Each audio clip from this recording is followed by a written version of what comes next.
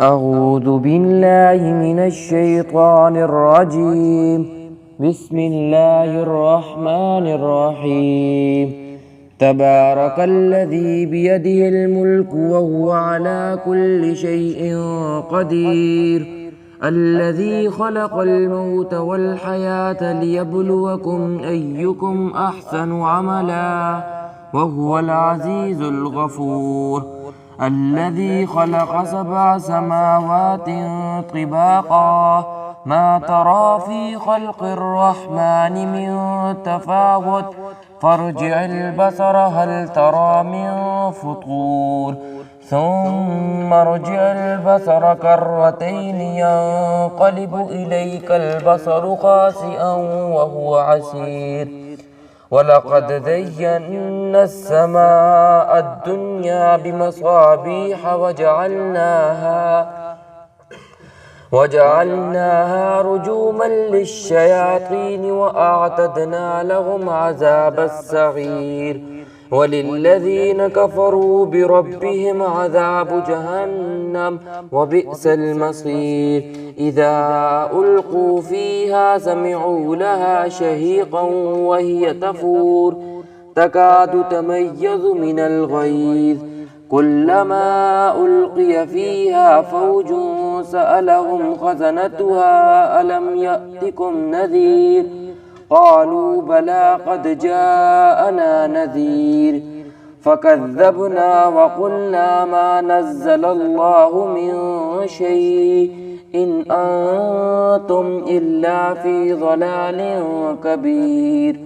وقالوا لو كنا نسمع أو نعقل ما كنا في أصحاب السعير،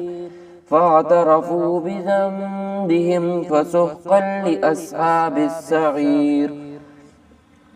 إن الذين يخشون ربهم بالغيب لهم مغفرة وأجر كبير. وأسروا قولكم أو اجهروا به إنه عليم بذات الصدور. ألا يعلم من خلق وهو اللطيف الخبير. هو الذي جعل لكم الأرض ذلولا فامشوا في مناكبها وكلوا من رزقه وإليه النشور. أأمنتم من في السماء أن يخسف بكم الأرض فإذا هي تمور، أم أمنتم من في السماء أن يرسل عليكم حاسبا، فستعلمون كيف نذير. ولقد كذب الذين من قبلهم فكيف كان نكير. أولم يروا إلى الطير فوقهم صافات ويقبض ما يمسكهن إلا الرحمن إنه بكل شيء بصير. أمن هذا الذي هو جند لكم ينصركم من دون الرحمن إن الكافرون إلا في غرور. أمن هذا الذي يرزقكم إن أمسك رزقه بل لجوا في عتو ونفور. أفمن يمشي مكبا على وجهه أهدى أمن يمشي سويا على صراط مستقيم. قل هو الذي أنشأكم وجعل لكم السمع والأبصار والأفئدة قليلا ما تشكرون. قل هو الذي زرعكم في الأرض وإليه تحشرون. ويقولون متى هذا الوعد إن كنتم صادقين. قل إنما العلم عند الله وإنما أنا نذير مبين. فلما رأوه زلفة سيئت وجوه الذين كفروا وقيل هذا الذي كنتم به تدعون. قل أرأيتم إن أهلكني الله ومن معي أو رحمنا فمن يجير الكافرين من عذاب أليم قل هو الرحمن آمنا به وعليه توكلنا فستعلمون من هو في ضلال مبين قل أرأيتم إن أصبح ماؤكم غورا فمن يأتكم بماء معين بسم الله الرحمن الرحيم نون والقلم وما يسطرون ما أنت بنعمة ربك بمجنون وإن لك لأجرا غير ممنون وإنك لعلى خلق عظيم فستبصر ويبصرون بأيكم المفتون إن ربك هو أعلم بمن ضل عن سبيله وهو أعلم بالمهتدين فلا تطع المكذبين ودوا لو تدهن فيدهنون ولا تطع كل حلاف مهين هماز مشاء بنميم مناع للخير معتد أثيم عتل بعد ذلك زنيم أن كان ذا مال وبنين إذا تتلى عليه آياتنا قال أساطير الأولين سنسمه على الخرطوم إنا بلوناهم كما بلونا أصحاب الجنة إذ أقسموا ليصرمنها مصبحين ولا يستثنون فطاف عليها طائف من ربك وهم نائمون فأصبحت كالصريم فنادت مصبحين أن اغدوا على حرثكم إن كنتم صارمين فانطلقوا وهم يتخافتون ألا يدخلنها اليوم عليكم مسكين وغدوا على حرد قادرين فلما رأوها قالوا إنا لضالون بل نحن محرومون قال أوسطهم ألم أقل لكم لولا تسبحون قالوا سبحان ربنا إنا كنا ظالمين فأقبل بعضهم على بعض يتلاومون قالوا يا ويلنا إنا كنا طاغين عسى ربنا أن يبدلنا خيرا منها إنا إلى ربنا راغبون كذلك العذاب ولعذاب الآخرة أكبر لو كانوا يعلمون إن للمتقين عند ربهم جنات النعيم أفنجعل المسلمين كالمجرمين ما لكم كيف تحكمون أم لكم كتاب فيه تدرسون إن لكم فيه لما تخيرون أم لكم أيمان علينا بالغة إلى يوم القيامة إن لكم لما تحكمون سلهم أيهم بذلك زعيم أم لهم شركاء فليأتوا بشركائهم إن كانوا صادقين يوم يكشف عن ساق ويدعون إلى السجود فلا يستطيعون خاشعة أبصارهم ترهقهم ذلة وقد كانوا يدعون إلى السجود وهم سالمون فذرني ومن يكذب بهذا الحديث سنستدرجهم من حيث لا يعلمون وأملي لهم إن كيدي متين أم تسألهم أجرا فهم من مغرم مثقلون أم عندهم الغيب فهم يكتبون فاصبر لحكم ربك ولا تكونوا كصاحب الحوت إذ نادى وهو مكذوب لولا أن تداركه نعمة من ربه لنبذ بالعراء وهو مذموم فاجتباه ربه فجعله من الصالحين وإن يكاد الذين كفروا ليزلقونك بأبصارهم لما سمعوا الذكر ويقولون إنه لمجنون وما هو إلا ذكر للعالمين بسم الله الرحمن الرحيم الحاقة ما الحاقة وما أدراك ما الحاقة كذبت ثمود وعاد بالقارعة فأما ثمود فأهلكوا بالطاغية وأما عاد فأهلكوا بريح صرصر عاتية سخرها عليهم 7 ليال و8 أيام حسوما فترى القوم فيها صرعا كأنهم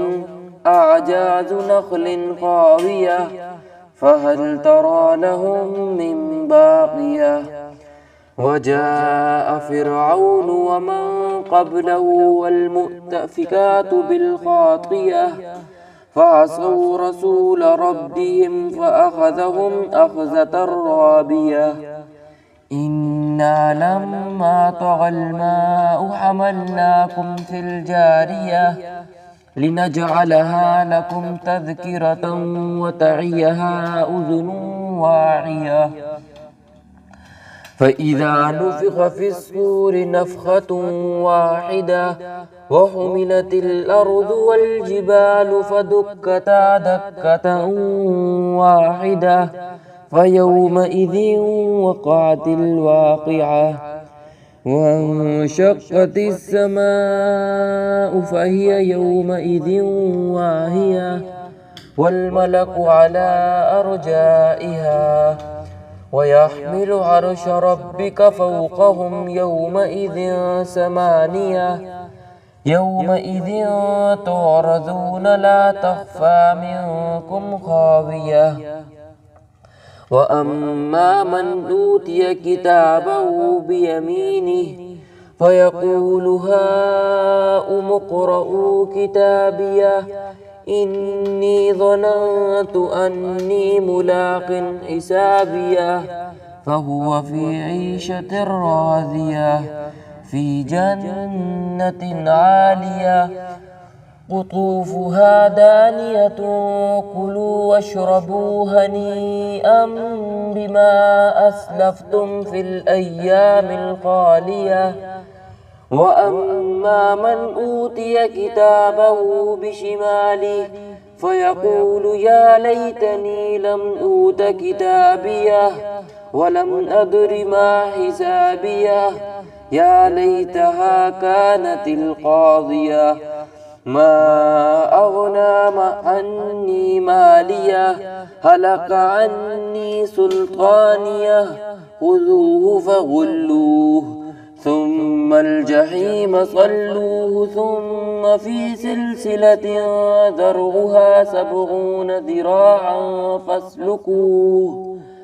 إنه كان لا يؤمن بالله العظيم ولا يحض على طعام المسكين فليس له اليوم هاهنا حميم ولا طعام إلا من غسلين لا يأكله إلا الخاطئون فلا أقسم بما تبصرون وما لا تبصرون إنه لقول رسول كريم وما هو بقول شاعر قليلا ما تؤمنون ولا بقول كاهن قليلا ما تذكرون تنزيل من رب العالمين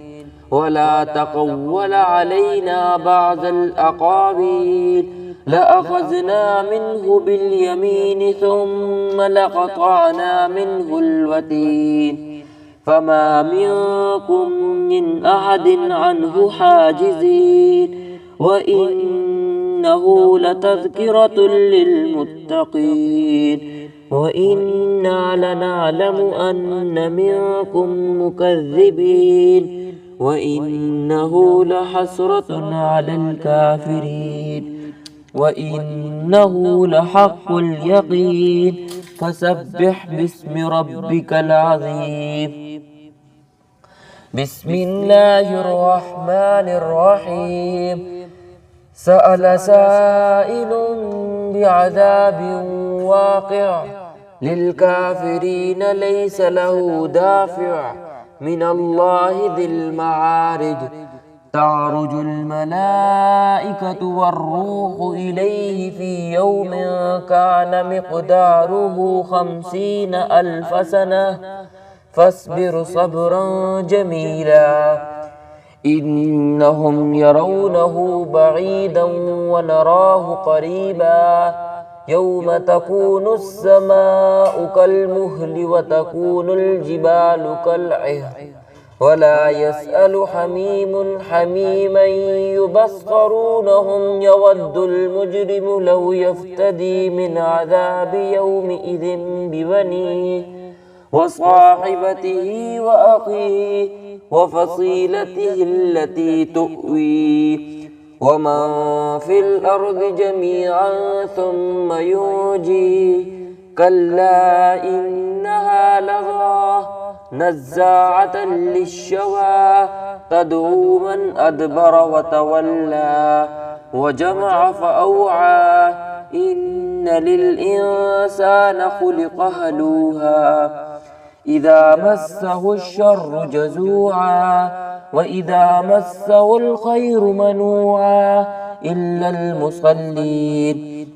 الذين هم على صلاتهم دائمون والذين في أموالهم حق معلوم للسائل والمحروم والذين يصدقون بيوم الدين والذين هم من عذاب ربهم مشفقون إن عذاب ربهم غير مأمون والذين هم لفروجهم حافظون إلا على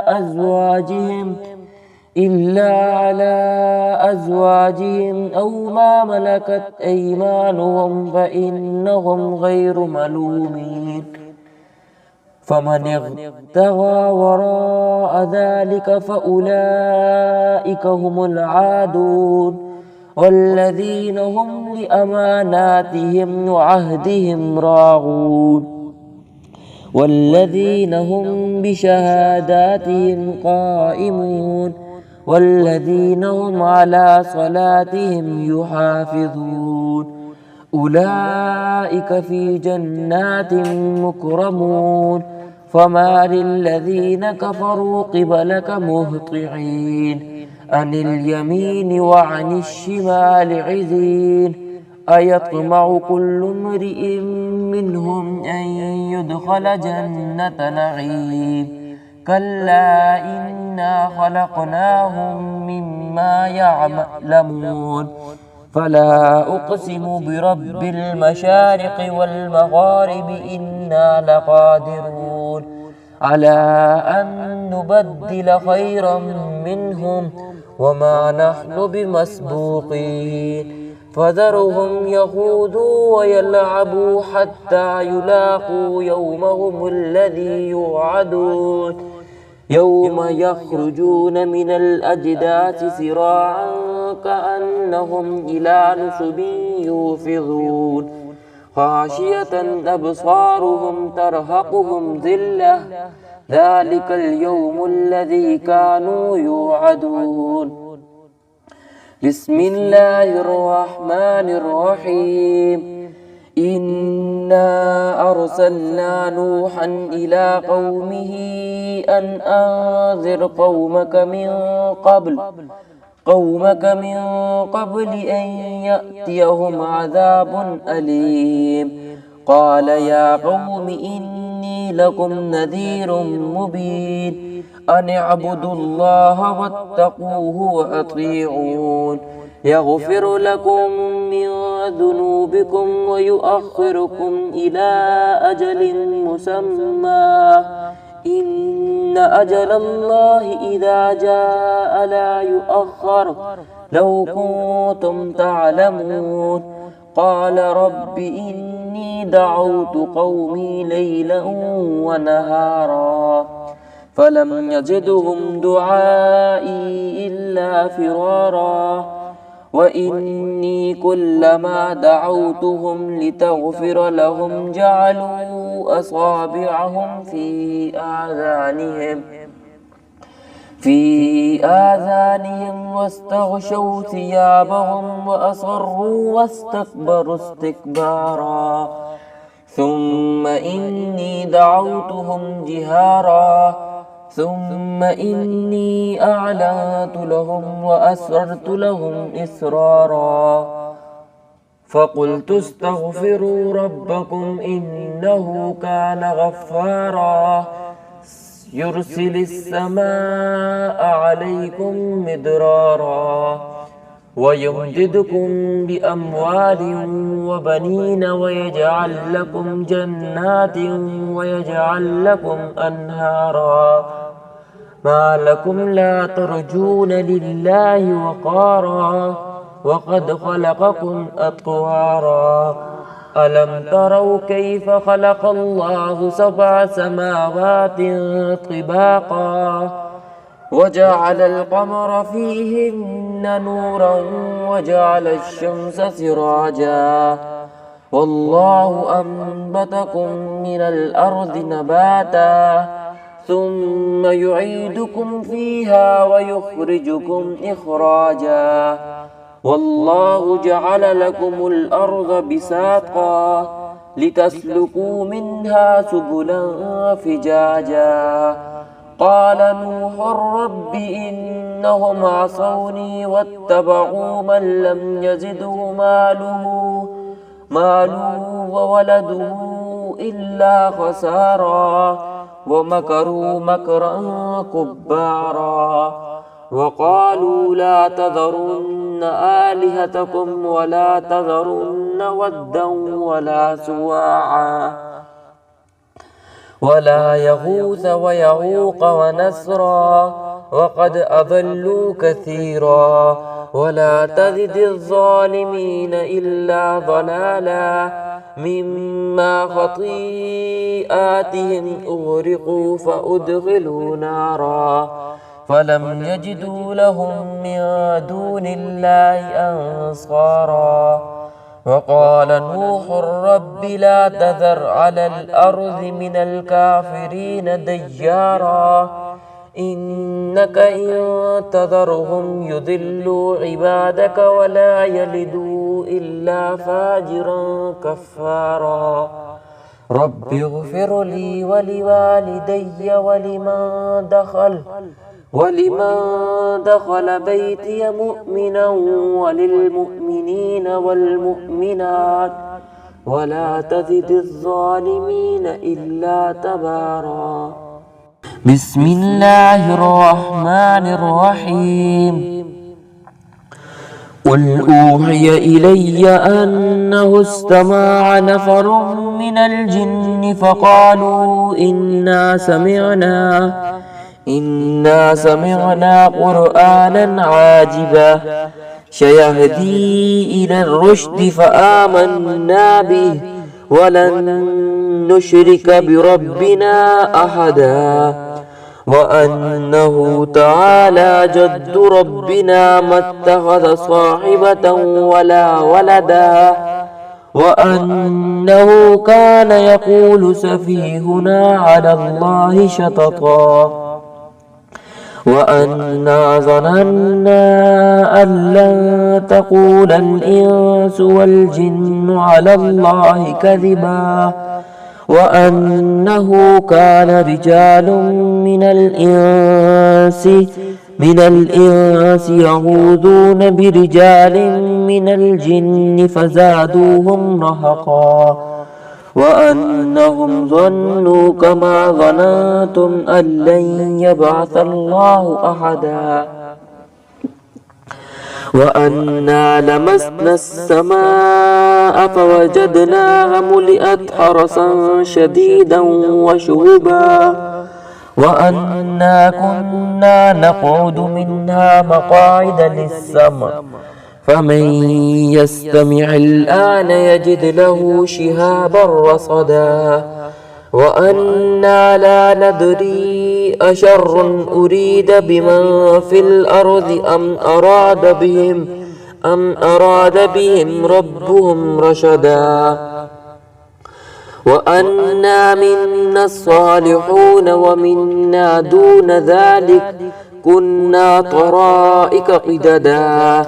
وأنا ظننا أن لن نعجز الله في الأرض ولن نعجزه هربا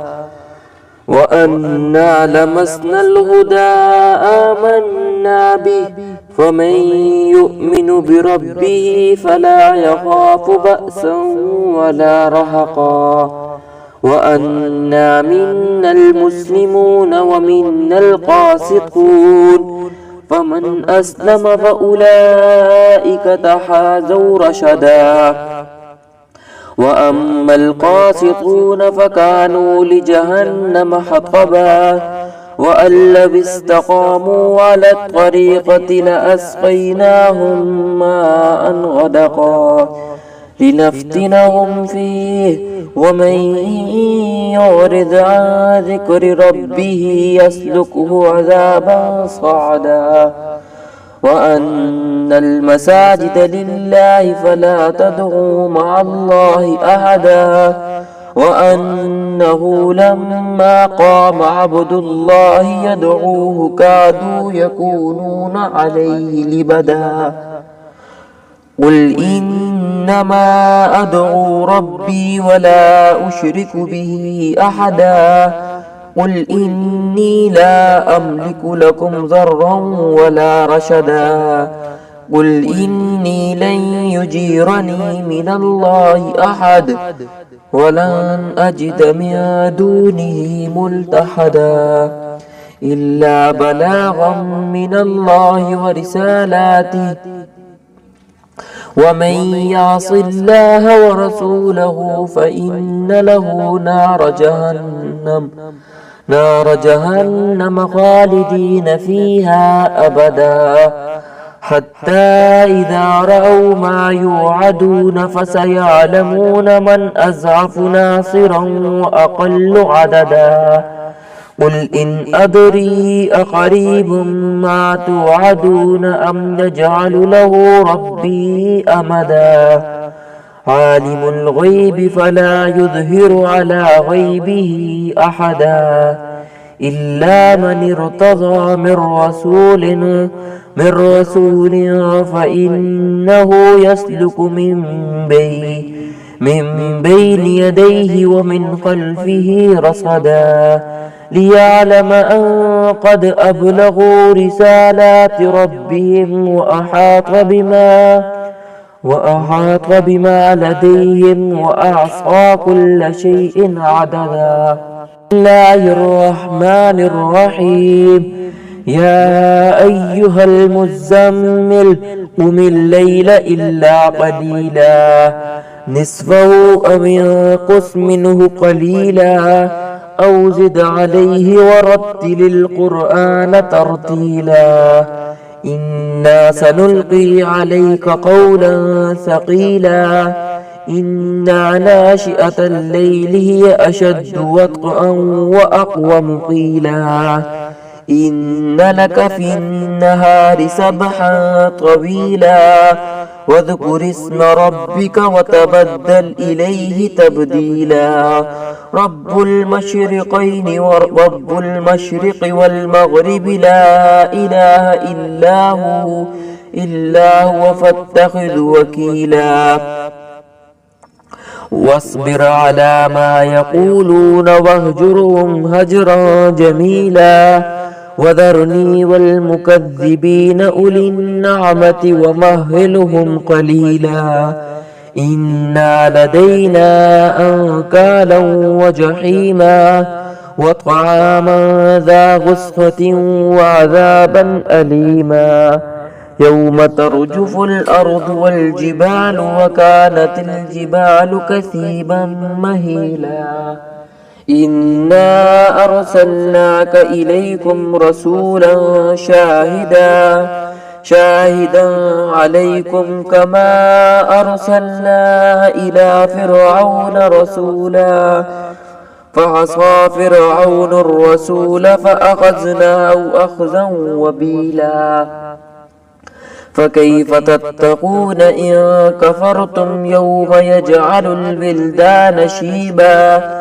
شيبا السماء منفطر به كان وعده مفعولا إن هذه تذكرة فمن شاء اتخذ إلى ربه سبيلا إن ربك يعلم أنك تقوم أدنى من ثلثي الليل ونصفه وثلثه وطائفة من الذين معك والله يقدر الليل والنهار علم أن لن تحصوه فتاب عليكم فاقرؤوا ما تيسر من القرآن علم أن سيكون منكم مرضى وآخرون يضربون في الأرض يبتغون من فضل الله وآخرون يقاتلون في سبيل الله فاقرؤوا ما تيسر منه وأقيموا الصلاة وآتوا الزكاة وأقرضوا الله قرضا حسنا وما تقدموا لأنفسكم من خير تجدوه عند الله هو خيرا وأعظم أجرا واستغفروا الله إن الله غفور رحيم بسم الله الرحمن الرحيم يا أيها المدثر قم فأنذر وربك فكبر وثيابك فطهر والرجز فاهجر ولا تمنن تستكثر ولربك فاصبر فإذا نقر في الناقور فذلك يومئذ يوم عسير على الكافرين غير يسير ذرني ومن خلقت وحيدا وجعلت له مالا ممدودا وبنين شهودا ومهدت له تمهيدا يوم يطمع أن أزيدا كلا إنه كان لآياتنا عنيدا سأرهقه صعودا إنه فكر وقدر فقتل كيف قدر ثم قتل كيف قدر ثم نظر ثم عبس وبصر ثم أدبر واستكبر فقال إن هذا إلا سحر يؤثر إن هذا إلا قول البشر ليه سقر وما أدراك ما سقر لا تبقيه ولا تذر لواحة للبشر عليها 19 وما جعلنا أصحاب النار إلا إلا ملائكة وما جعلنا عدتهم إلا فتنة للذين كفروا سيستيقن الذين أوتوا الكتاب ويزداد الذين آمنوا إيمانا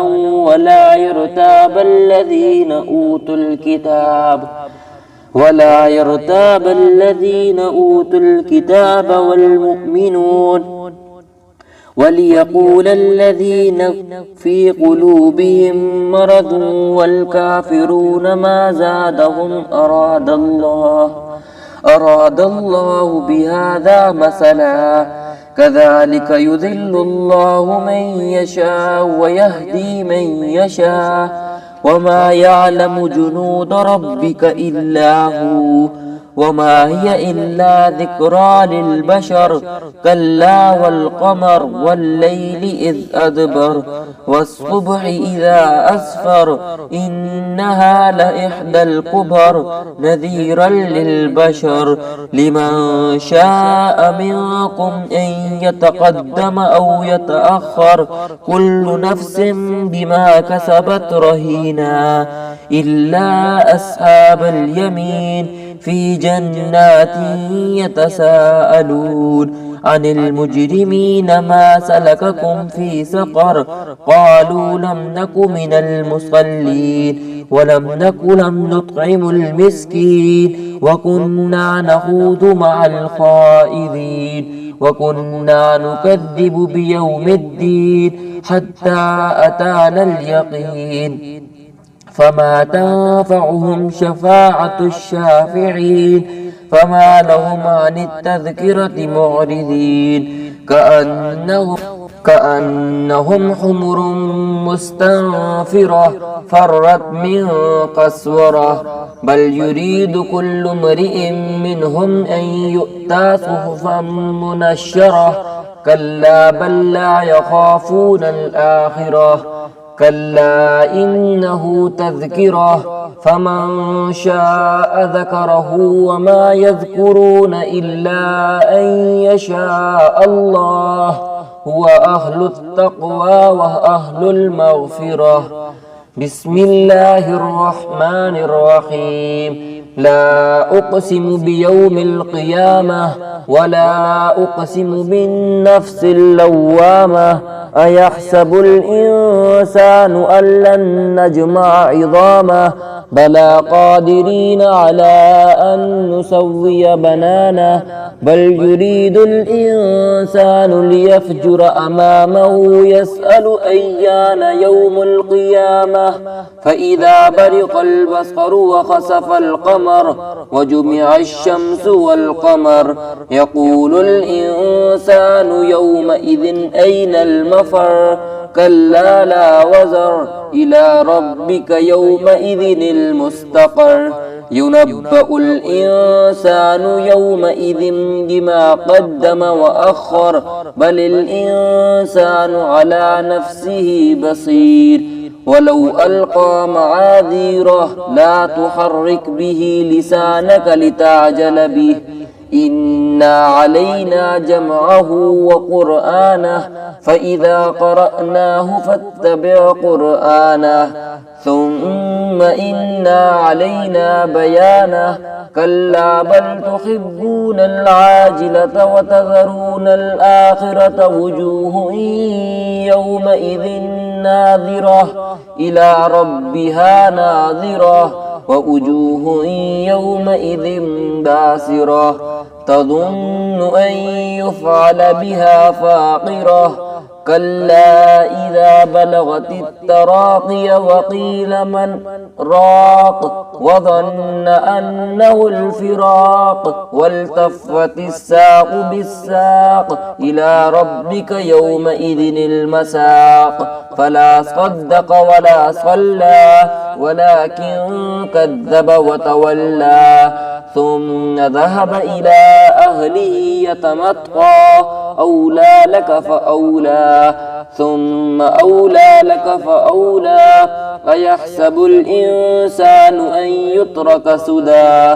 ألم يك نطفة من مني يمنى ثم كان علقة فخلق فسوى فجعلنا منه الزوجين الذكر والأنثى أليس ذلك بقادر على أن يحيي الموتى بسم الله الرحمن الرحيم هل أتى على الإنسان حين من الدهر لم يكن شيئا مذكورا إنا خلقنا الإنسان من نطفة أمشاج نبتليه فجعلناه سميعا بصيرا إنا هديناه السبيل إما شاكرا وإما كفورا إنا أعتدنا للكافرين سلاسل وأغلالا وسعيرا إن الأبرار يشربون من كأس كان مزاجها كافورا عينا يشرب بها عباد الله يفجرونها تفجيرا يوفون بالنذر ويخافون يوما كان شره مستطيرا ويطعمون الطعام على حبه مسكينا ويتيما وأسيرا إنما نطعمكم لوجه الله لا نريد منكم جزاء ولا شكورا إنا نخاف من ربه يوم عبوسا قمطريرا فوقاهم الله شر ذلك اليوم ولقاهم نظرة وسرورا وجزاهم بما صبروا جنة وحريرا متكئين فيها على الأرائك لا يرون فيها شمسا ولا زمهريرا ودانية عليهم ظلالها وذللت قطوفها تذليلا ويطاف عليهم بآنية من فضة وأكواب كانت قوارير من فضة قدروها تقديرا ويسقون فيها كأسا كان مزاجها زنجبيلا عينا فيها تسمى سلسبيلا ويطوف عليهم ولدان مخلدون إذا رأيتهم حسبتهم لؤلؤا منثورا وإذا رأيت ثم رأيت نعيما وملكا كبيرا عليهم ثياب سندس خضر واستبرق وحلوا أساور من فضة وسقاهم ربهم شرابا طهورا إن هذا كان لهم جزاء وكان سعيكم مشكورا إنا نحن نزلنا عليك القرآن تنزيلا فاصبر لحكم ربك ولا تطع منهم آثما أو كفورا واذكر اسم ربك بكرة وأصيلا ومن الليل فاسجد له وسبحه ليلا طويلا إن هؤلاء يحبون العاجلة ويذرون وراءهم يوما ثقيلا نحن خلقناهم وشددنا أسرهم وإذا شئنا بدلنا أمثالهم تبديلا إن هذه تذكرة فمن شاء اتخذ إلى ربه سبيلا وما تشاءون إلا أن يشاء الله إن الله كان عليما حكيما يدخل من يشاء في رحمته والظالمين أعد لهم عذابا أليما أعوذ بالله من الشيطان الرجيم بسم الله الرحمن الرحيم والمرسلات عرفا فالعاصفات عصفا والناشرات نشرا فالفارقات فرقا فالملقيات ذكرا عذرا أو نذرا إنما توعدون لواقع فإذا النجوم طمست وإذا السماء فرجت وإذا الجبال نسفت وإذا الرسل أقتت لأي يوم أجلت ليوم الفصل وما أدراك ما يوم الفصل ويل يومئذ للمكذبين ألم نهلك الأولين ثم نتبعهم الآخرين كذلك نفعل بالمجرمين ويل يومئذ للمكذبين ألم نخلقكم من ماء مهين فجعلناه في قرار مكين إلى قدر معلوم فقدرنا فنعم القادرون ويل يومئذ للمكذبين ألم نجعل الأرض كفاتا أحياء وأمواتا وجعلنا فيها رواسي شامخات وأسقيناكم ماء فراتا ويل يومئذ للمكذبين انطلقوا إلى ما كنتم به تكذبون انطلقوا إلى ظل ذي ثلاث شعب لا ظليل ولا يغني من اللهب إنها ترمي بشرر كالقصر كأنه جمالة صفر ويل يومئذ للمكذبين هذا يوم لا ينطقون ولا يؤذن لهم فيعتذرون ويل يومئذ للمكذبين